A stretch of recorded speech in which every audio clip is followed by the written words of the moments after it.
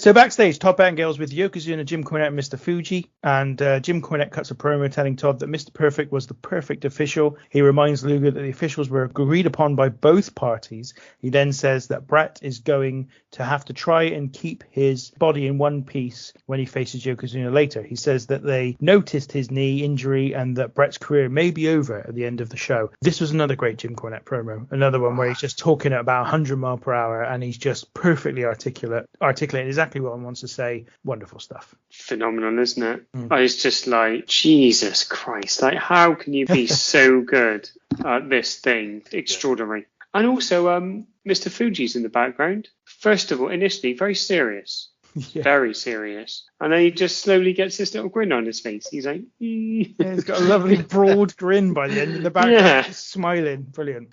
We then have the video montage that leads to the Bret and Yokozuna main event. Now, this is interesting because I got a feeling that the music for the Bret half of this, so basically there's a Bret half and a Yoko half of this video montage. Now, I've got a feeling that the music for the Bret half of it is edited, it's been dubbed on top. But the music that existed on the VHS version of this was just Bret Hart's entrance theme. So there's absolutely no need for them to have edited over that. So I'm assuming there was actually another piece of music that was originally part of this video package. I don't know what it is. I meant to look it up on YouTube before we started recording, but forgot. But I will be interested to see what that is because it must be something else because, as I said, the music I saw on the VHS version was always Bret Hart's entrance theme. It's Bret Hart versus Yokozuna, the second WWF Championship match. Guest celebrities are announced as timekeeper Jenny Garth from Beverly Hills 90210. Is that right, I believe? Yeah, so she's announced as Kelly from Beverly Hills 90210, Miss Jenny Garth.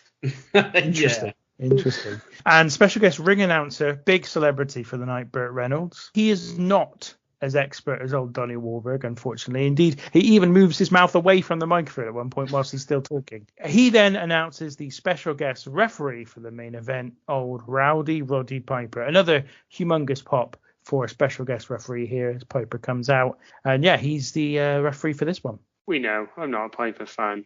The pop is incredible. And I must say that when he walks out, the charisma is dripping from him. Like he is just walked in and every eye is on that guy. Now I know he'd been making some films. That's where he'd obviously been away. So he was obviously quite well-rounded as a performer. But my God, it's something to behold. I must say it was Hogan-esque watching him walk out and just have every single eye on him and just the confidence. So well done, Roddy. I tell you what, there's not many people I've seen do this, but it really reminded me of when the first time I really started to think AJ Styles was very, very special. So I was never a huge fan of AJ Styles in TNA. Don't get me wrong, he had all the quality in the ring, but I just felt like he was lacking something just generally about the way he carried himself. But there was, I think, one of the early WWF appearances he had in like 2016, 2017 maybe, and he walked out to the ring in a very similar way, almost nonchalantly, but taking it all in at the same time, where people were like popping for him. And I just went, wow, he's got it. He knows he's got it finally. He's not just a great wrestler anymore. He's also got, just looks like a star. He's handling himself like a star. And that's what Roddy Piper is like here. He walks out and it's saunters out, doesn't make any gesture with his hands. He's just looking around, but he feels like a star and he handles himself. He holds his head in a way it's hard to explain. There's an X factor to it. It's very, very difficult to pull off, but he does it here wonderfully. And he was in shape as well.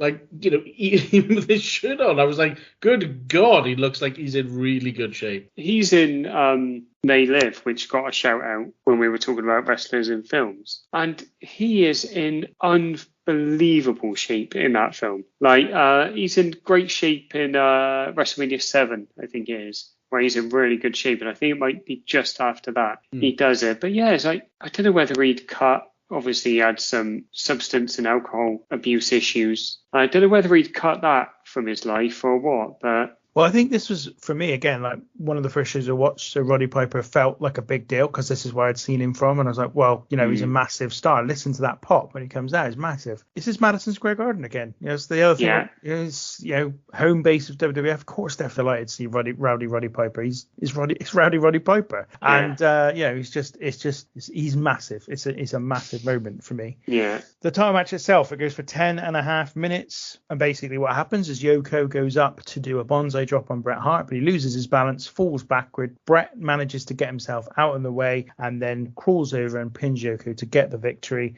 We have a new champion. Old man, thoughts on the match? It's not the best finish, is it? But I was also thinking, how do you do it? Because Yokozuna is significantly larger than he was at WrestleMania 9. So I'd imagine putting the sharpshooter on him would be near on impossible. And Bret Hart doesn't have an Impact finisher. Not really, no. So, no. And also you've got, and I don't believe that they lean on this, the commentators. But he's obviously, in the kayfabe world, Yokozuna's been knocked out in his previous match. So he might get a bit lightheaded, but reckless of him to be out there, to be honest.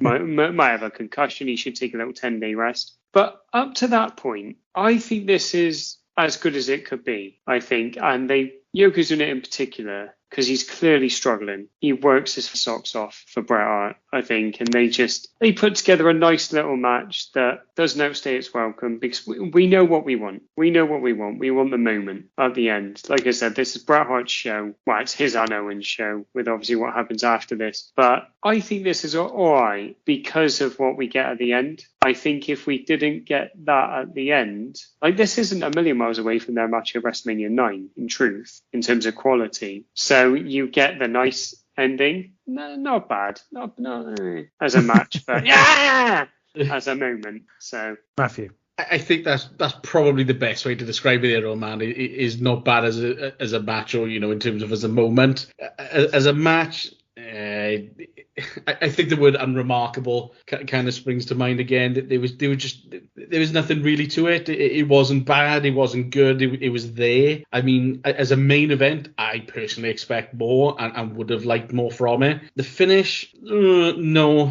again, not for me. It kind of, it's almost like, he slipped on a banana peel and, oh, look, you happened to roll him up and catch a finish. Hey, lucky him. So I can't say I thought the finish was particularly special either. But above all else, the crowd were happy. That's what they wanted. They were thoroughly behind Bret. They wanted that result. They got it. That's what the main event of a show is supposed to be all about. Is sending the people home happy. And you know what? That's what they got. So I can't say the match was to my taste, but at least the right man won. I think the match is okay. It's passable, but it isn't great. And I agree with the criticism of the end. I don't like the finish. I think that there must be something else they can do here, even if it somehow play up the concussion that Yokozuna had suffered maybe against Luger because he gets knocked out. Maybe they could have played that up a bit more, had him looking dizzy at other points in the match and then kind of done that, or just gone with a different finish because this finish is just a little bit, whatever. But it doesn't matter at the end of the day, because you've already had the amazing Owen Bret match. You've already had the amazing Razor Shawn Michaels match. No one's going to be complaining about being shortchanged on match quality in this show. On top of that, you've already had a Yokozuna match, which has lasted nearly 15 minutes. The guy wrestles for over 25 minutes on this show, and he is massive. Brock Lesnar doesn't do this much work in a year. So, in fairness to him, he's done his bit here. And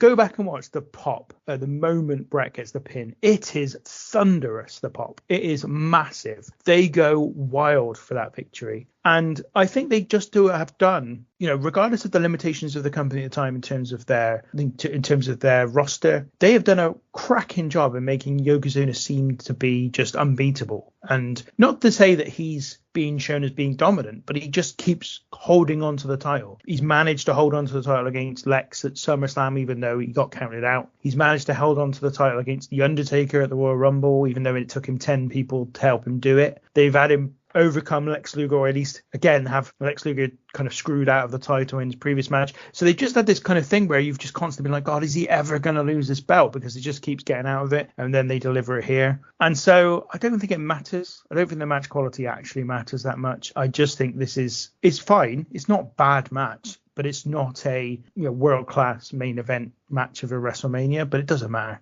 we get the result we want, and it's all good. And then we get the aftermatch. So first of all, Yokozuna chases Roddy Piper off. Then Luger gets in the ring and teases a little confrontation with Bret, but shakes his hand. And then the ring fills up with the baby faces to celebrate with Bret Hart, which includes the returning Roddy Piper, includes Razor Ramon. I think 1, 2, 3 Kid and Bob Holly, who were due to be part of that 10-man tag, get their moment out in front of the crowd finally. We have Randy Savage come out. We have obviously Burt Reynolds, Donnie Wahlberg, Rhonda Shear, Jenny Garth, and Vince McMahon and Gorilla Monsoon all get in the ring and celebrate with Bret as the fans are going mad. And then Owen appears in the aisle to look at the celebrations but not to join in, angry that he's beaten his brother Bret, but now Bret is kind of overshadowing him once more by winning the world title the same night as he manages to beat him. And the show ends. Thoughts on this kind of celebratory moment and the Owen stuff? It's one of my favorite bits, the after-match stuff.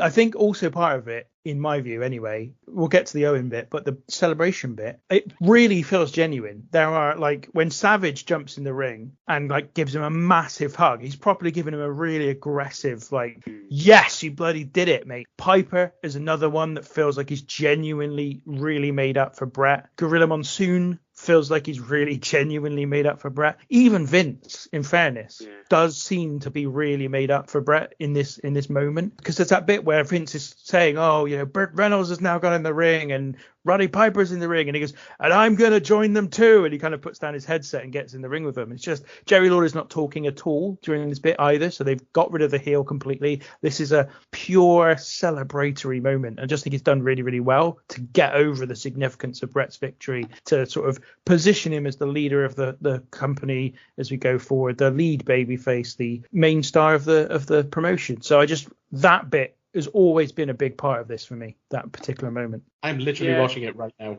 Oh, lovely. It's just wonderfully done because, like you said, it feels so genuine. And like Bret says in his book, he's really close with Piper. And that really comes across in the hug. And Macho Man, he ain't doing no half-assed hug, is he?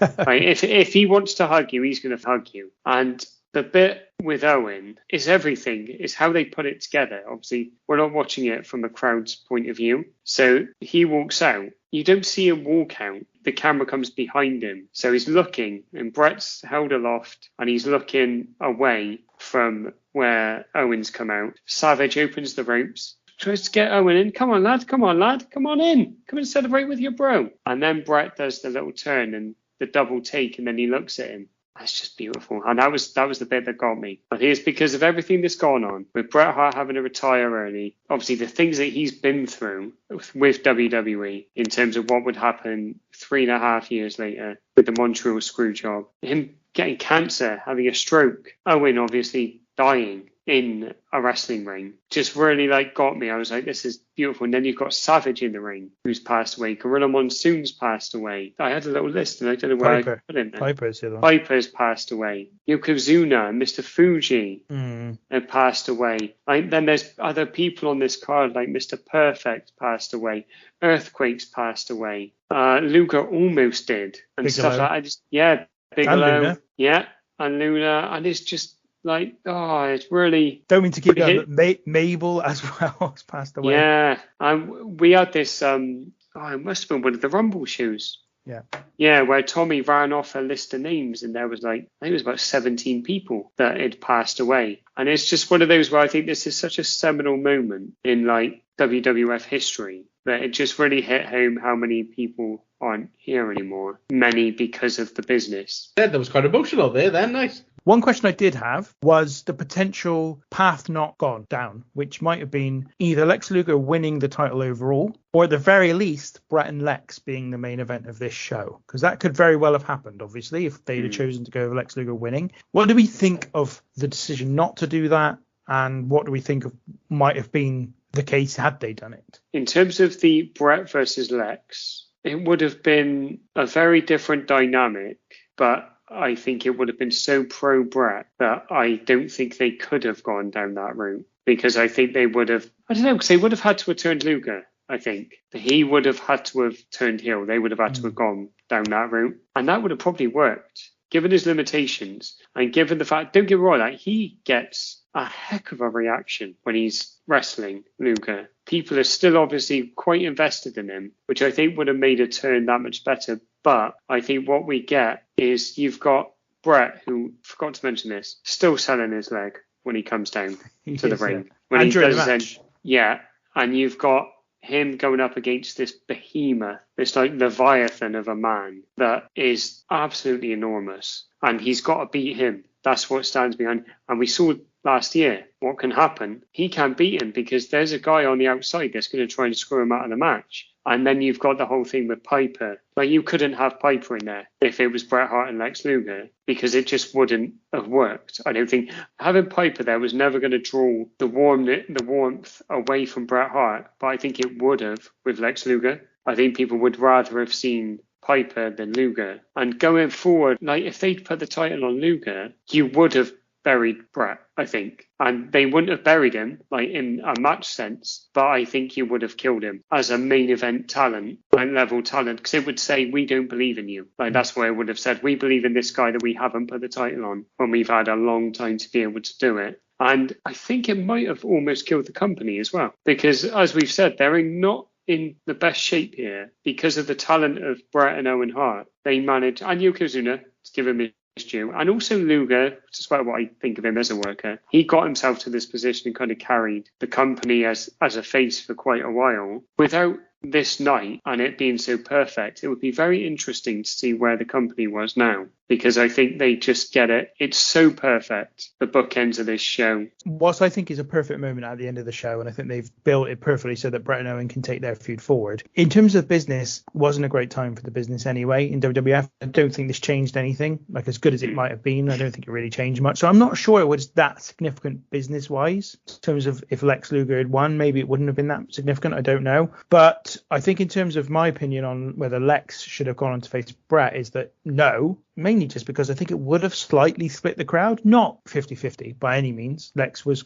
demonstrably not as popular as Bret Hart, but even 70-30, and it's not the same moment. It's just not the same. So it had to be a heel who faced Luger. And as you said, the only way they could have done Luger was for him to turn heel, and I just don't see the opportunity to do that when he's facing foreign bad guy Yokozuna. Like, it just doesn't seem like there's the opportunity. Matt, what did you think? In terms of sort of match quality in particular, I mean, I would have much rather have gone, sort of Bret and Lex. And, like, you say that you don't think that the dynamic would have worked, potentially, face and face. But, I mean, I kind of think back to, sort of Hogan Warrior. And, like, I don't remember that well, don't get me wrong. But I kind of remember that working. So I kind of think that sort of vibe, potentially. Yeah. It's not the dynamic. It's not to say that the dynamic wouldn't work. It would have worked. It just wouldn't have led to the moment. Okay. That's the point I'm making, is that it wouldn't have led to the huge pop when Bret wins the title, as he does here against Yoko, and then the emotional moment after the match. I think it would have been harder to do that. Not to say that it wouldn't have been a better match, but I just think the moment and the getting Bret over as your lead babyface would have been harder to do had he beat another babyface to do it. Okay.